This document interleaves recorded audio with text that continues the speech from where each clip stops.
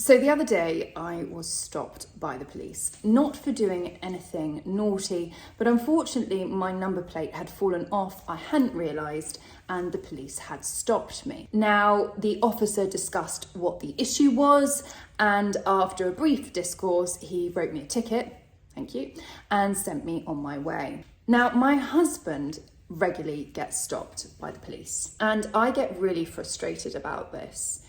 It is often a monthly occurrence in his life, and we have had to print out our insurance, keep it in the car, because he is stopped so regularly. If my husband is at a petrol station filling up the car, he is asked, "Whose car is that?" Or, next question, "What do you do for a living?" There is an assumption that he is a footballer or in the music industry because of the way he looks. And he is constantly having to battle those stereotypes. And it makes me think. I have a mixed race child. I know that the world is a judgmental place, that the media portrays people to be a certain way, and that stereotype continues to be reinforced. It's so interesting how insidious this message is, that if you look a certain way or you're a certain culture or colour, that therefore you have a certain place in society. Now, racism in the UK exists. I didn't see it because I'm white. And it was only after I met and married a mixed race man that I saw racism happening.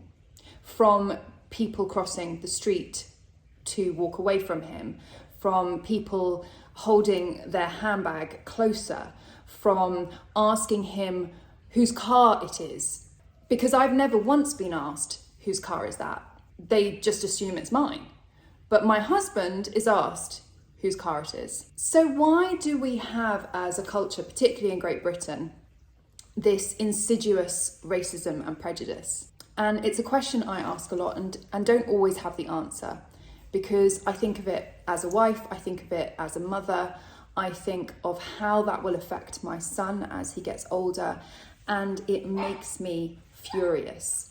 I hate the idea of racism. I hate the idea that people are judged by the colour of their skin, because I've never done it myself, and therefore I don't understand why someone else would do it. It is not necessarily that you are racist if you have an unconscious bias, but it is your duty to discover if you have that unconscious bias and how it influences and colours your choices and how you interact with people.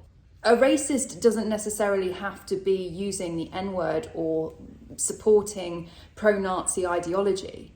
A racist can be someone who just simply judges based on colour without even realising they're doing it. We have to have more conversations. When the Black Lives Matter movement really became a talking point in this country, my husband was inundated with friends saying to him, "I've always felt uncomfortable talking about this because I was scared to say the wrong thing." And I totally get it. Who am I to ask questions as a white person, as a privileged white person? It's not okay. But I feel safe to ask my husband questions because he's my husband, and because as a mother, I want to be able to educate my son to support him. And that's what's so important. We need to have a safe space for people to ask questions, to ask the wrong question, and to be guided by people who can educate them. But as a white person, if I'm given information by someone, I need to listen to it and I need to hear it.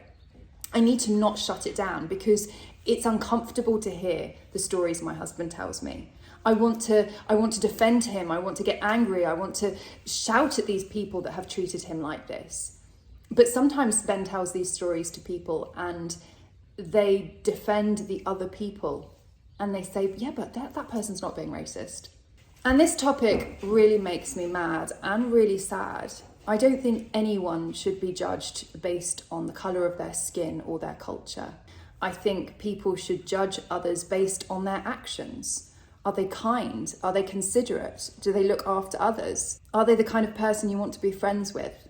That's how we should judge each other. But sadly, that doesn't happen. And in the UK, particularly at the moment, with all the Tory rhetoric about the migrants and the boats and shipping them off places and letting them die rather than saving these poor people who are desperately coming to our country for a better life, it breeds more racism. The Tory party conversations and rhetoric about the migrant boats is on par with Nazi rhetoric, and it is breeding more racism and more hate in this country, and it is not okay. If you have a close friend or someone you can talk to, or even go on the internet and do research and watch YouTube and listen to videos, educate yourself, find out what unconscious biases you have, and try to make a positive shift.